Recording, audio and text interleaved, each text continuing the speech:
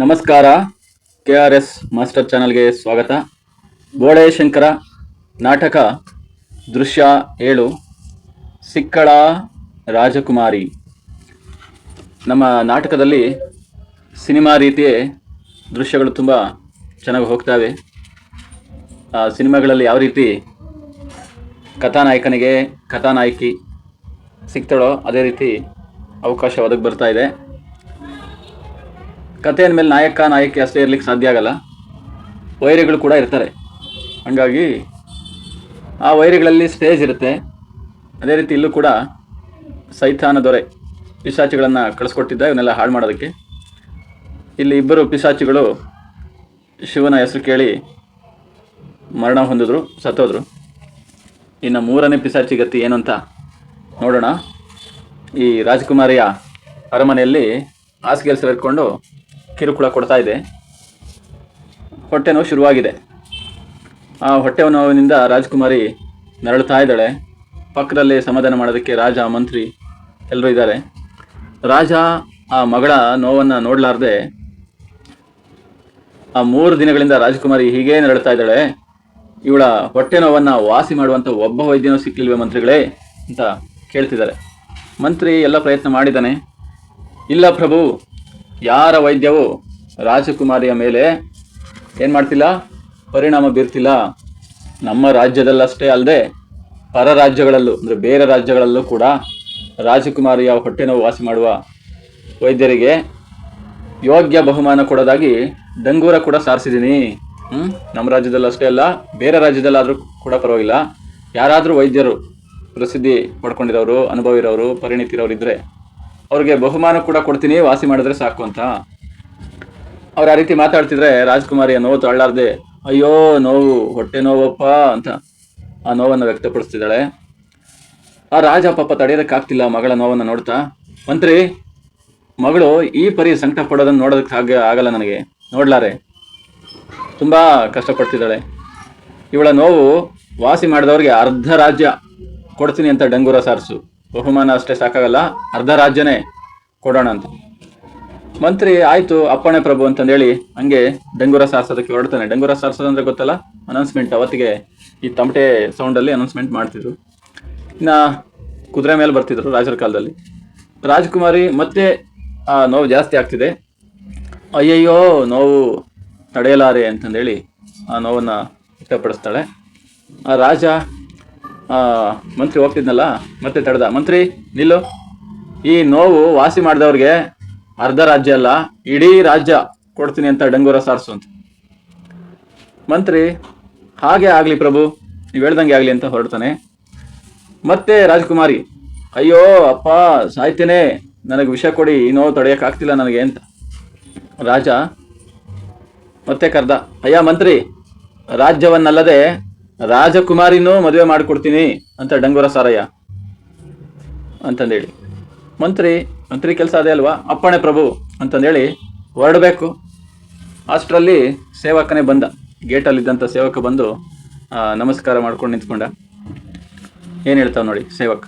ಪ್ರಭು, ಬೆಪ್ತಕ್ಕಡಿ ಬೋಳೆ ಶಂಕರ ಬಂದವನೇ, ಅವನ ಹತ್ರ ಮದ್ದು ಇದೆಯಂತೆ, ಔಷಧಿಯ ಮದ್ದಿದೆಯಂತೆ ಅಂತ. ಮಂತ್ರಿ ಅವನಿಗೊಂಥರ ಆಶ್ಚರ್ಯ ಆಯಿತು. ನೆಗ್ಲೆಕ್ಟ್ ಮಾಡ್ತಾವ, ನಿರ್ಲಕ್ಷ್ಯ. ಬೆಪ್ತಕ್ಕಡಿಗಳಿಗೆಲ್ಲ ಸಗ್ಗುವ ರೋಗ ಅಲ್ವಾ ಇದು ಅಂತ. ಬೆಪ್ತಕ್ಕಡಿಗಳೆಲ್ಲ ವಾಸಿ ಮಾಡೋದಕ್ಕಾಗಲ್ಲ ಅಂಥ ರೋಗ ಅಲ್ವಲ್ಲ ಇದು. ರಾಜಕುಮಾರಿಗೆ ಬಂದಿರೋದು ರಾಜರೋಗ. ಸಂದರ್ಭದಲ್ಲೂ ಕೂಡ ಕೇಳ್ತಾರೆ, ರಾಜಕುಮಾರಿಗೆ ಬಂದಿರೋದು ರಾಜರೋಗ, ಆದ್ದರಿಂದ ರಾಜವೈದ್ಯರೇ ಬರಬೇಕು ಅಂತಂದೇಳಿ. ಆಗ ರಾಜ ಅಯ್ಯೋ ಸದ್ಯಕ್ಕೆ ಯಾರೋ ಒಬ್ರು ವಾಸಿ ಮಾಡಿದ್ರೆ ಸಾಕು ಅಂತಂದೇಳಿ ಎಲ್ಲರನ್ನೂ ನೋಡಿದ್ದಾಯ್ತಲ್ಲ ಮಂತ್ರಿಗಳೇ ಅಂತ.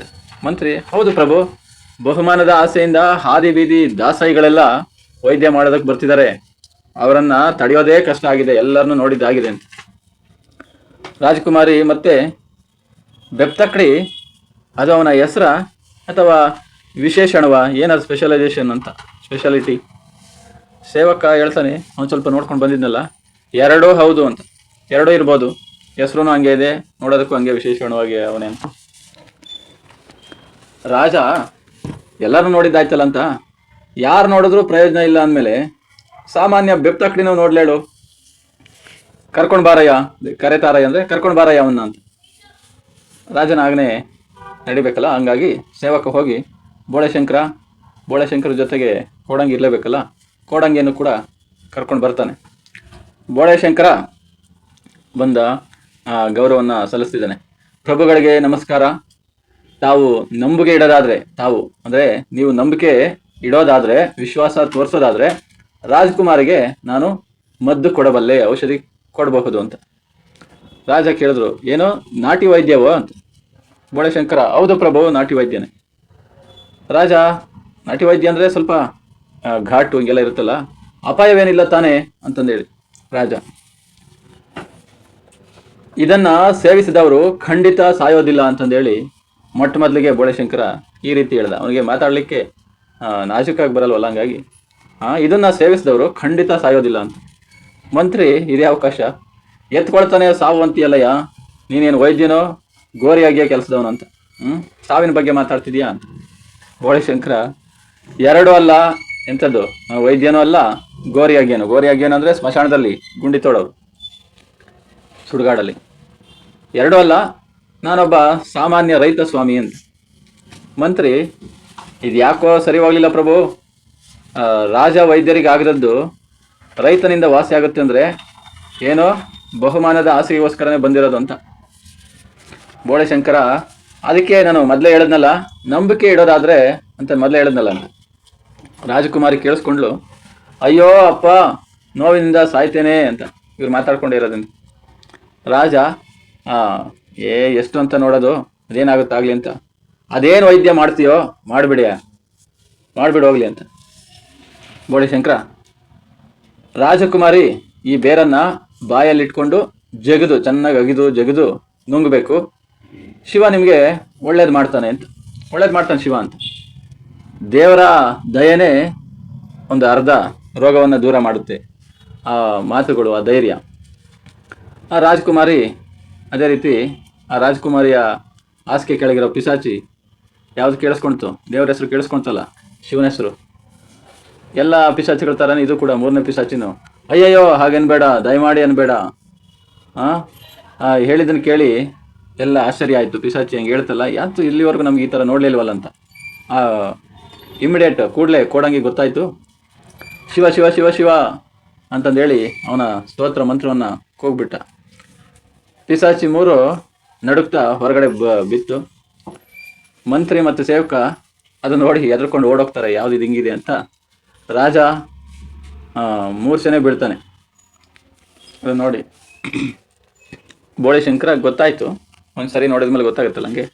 ಎಲ್ಲ ಅನಿಸ್ತವೆ, ಎಷ್ಟು ಸರಿ ಕಳಿಸ್ಕೊಡೋದು, ಮತ್ತೆ ಬಂದೆ ಅಂತ. ಅವನು ಗೊತ್ತಿಲ್ವಲ್ಲ ಬೋಳೆಶಂಕರನಿಗೆ, ಇವ್ರಿಗೆ ಇಷ್ಟೊಂದು ಜನ ಪಿಸಾಚಿಗಳವ್ರೆ ಅಂತ. ಒಬ್ಬರಾದ್ಮೇಲೆ ಒಬ್ರು ಬರ್ತಾರೆ ಅನ್ನೋದು ಗೊತ್ತಿಲ್ಲ, ಮೊದಲು ಬಂದಿರೋದೇ ಬರ್ತಿರ್ಬೋದೇನೋ ನನಗೆ.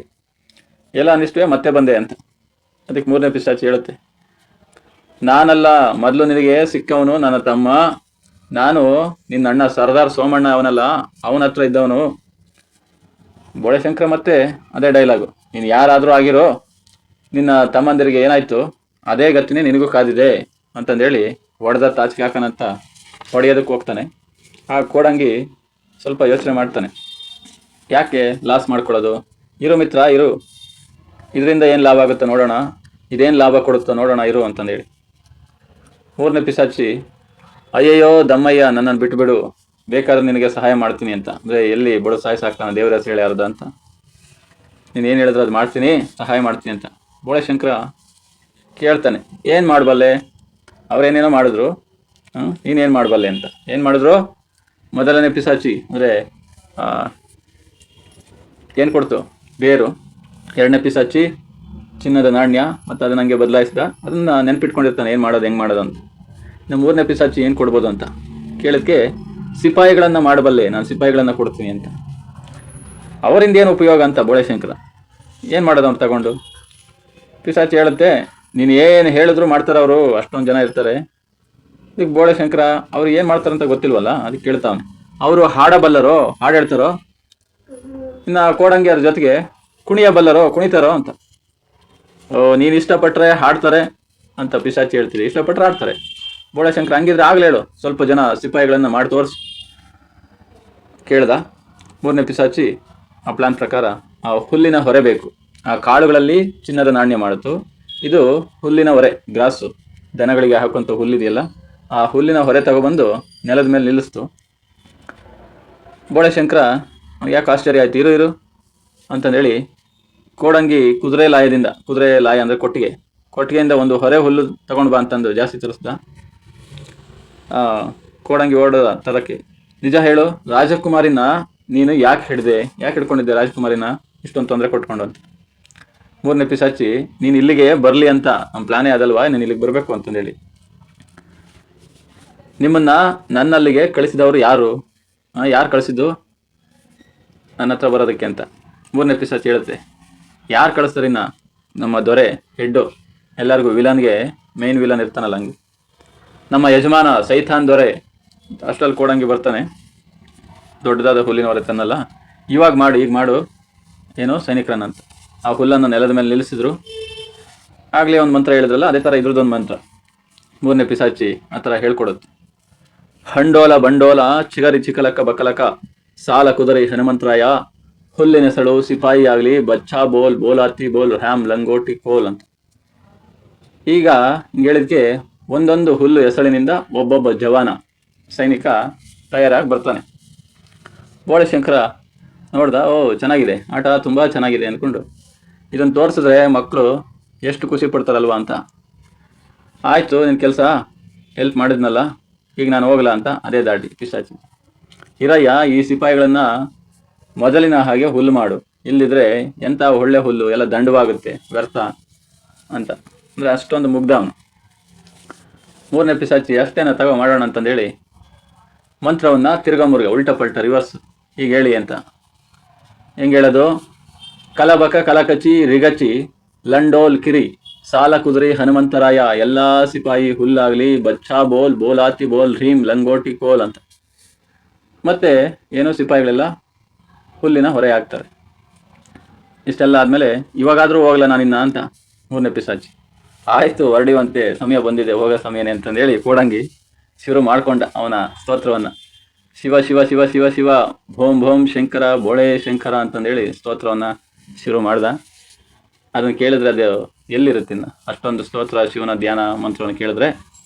ಮೂರನೇ ಪಿಶಾಚಿ ಅಯ್ಯಯ್ಯೋ ಹೆಸರೆತ್ತಬೇಡಿ, ಸಾಯ್ತೀನಿ ಅಯ್ಯಯ್ಯೋ ಅಂದ್ಕೊಂಡು ಸುತ್ತಿ ತಿರುಗಿ ಬಿದ್ದ, ಸತ್ತೇ ಹೋಯ್ತು.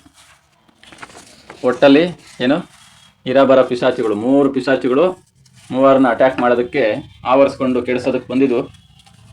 3 ನೆಗೆದು ಬಿದ್ದು ಹೋದರು, ಅಂದರೆ ಮರಣ ಒಂದು ಹೋದರು.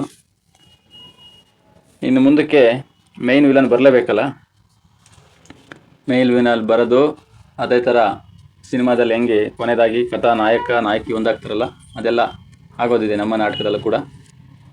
ಮುಂದಿನ ದೃಶ್ಯವನ್ನು ತಪ್ಪದೆ ನೋಡಿ. ಈ ವಿಚಾರ ನಿಮಗೆ ಚೆನ್ನಾಗಿ ಅರ್ಥ ಆಗಿದೆ ಅಂತ ನಾನು ಭಾವಿಸ್ತಿದ್ದೀನಿ.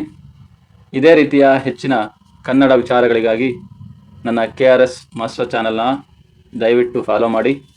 ನೀವಿನ್ನೂ KRS ಮಾಸ್ಟರ್ ಚಾನಲ್ನ ಸಬ್ಸ್ಕ್ರೈಬ್ ಮಾಡದೆ ಮೊದಲ ಬಾರಿಗೆ ನೋಡ್ತಿದ್ರೆ ದಯವಿಟ್ಟು ಸಬ್ಸ್ಕ್ರೈಬ್ ಮಾಡಿ. ನಿಮಗೂ ಅನುಕೂಲ ಆಗುತ್ತೆ, ನನಗೂ ಅನುಕೂಲ ಆಗುತ್ತೆ. ಈ ವಿಡಿಯೋ ನಿಮಗೆ ಇಷ್ಟ ಆದರೆ ದಯವಿಟ್ಟು ಲೈಕ್ ಮಾಡಿ, ಶೇರ್ ಮಾಡಿ. ಎಲ್ಲರಿಗೂ ಶುಭವಾಗಲಿ. ಧನ್ಯವಾದಗಳು.